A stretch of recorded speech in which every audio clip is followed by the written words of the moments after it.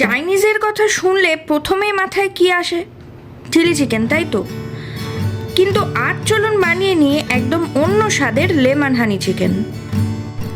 500 gram chicken marinate করার জন্য নিয়ে নিচ্ছি 1 চামচ ভিনিগার, একটা ডিম, 1 চামচ নুন আর 1 চামচ গোলমরিচ গুঁড়ো। এগুলো দিয়ে খুব ভালো করে ম্যারিনেট করে নিচ্ছি। ম্যারিনেটেড চিকেনটা ফ্রিজে রেখে দিচ্ছি 2 থেকে 3 ঘন্টার জন্য। ম্যারিনেশনের টাইমটা একটু বেশি মনে হচ্ছে তো? এটাই চিকেনটাকে আরও সফট আর জুসি বানাবে। চিকেনটা ফ্রিজ থেকে বার করে নিয়ে একটু কর্নফ্লাওয়ার মিশিয়ে সাদা তেলে এইভাবে ভেজে নিচ্ছি।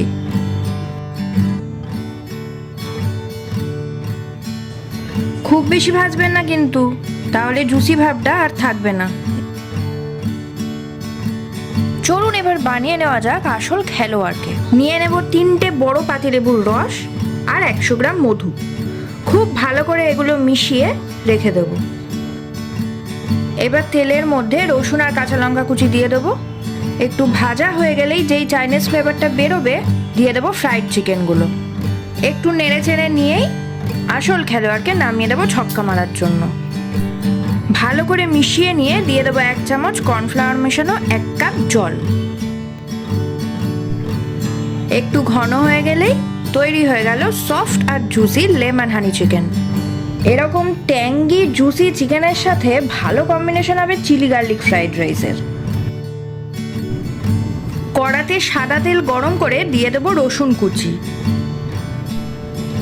রসুনটা একটু ভাজা ভাজা হয়ে গেলেই দিয়ে দিলাম পেঁয়াজ কুচি, কাঁচা লঙ্কা কুচি, গাজর কুচি আর কুচিয়ে রাখা বিনস।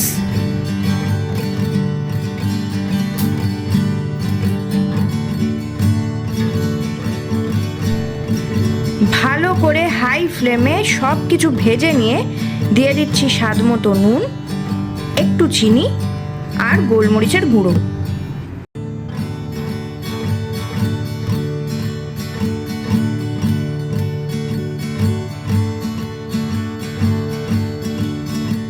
একদম শেষে চিলি গার্লিক সস দিয়ে ভালো করে মিশিয়ে নেব।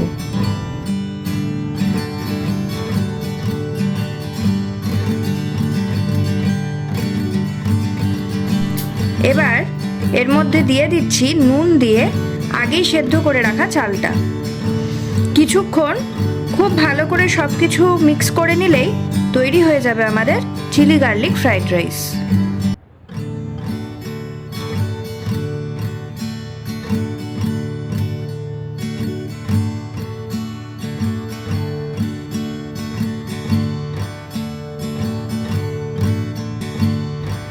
তাহলে একদিন চটপট বানিয়ে নিয়ে কমেন্টে একটু জানাবেন কেমন জমলো লাঞ্চ বা ডিনারটা।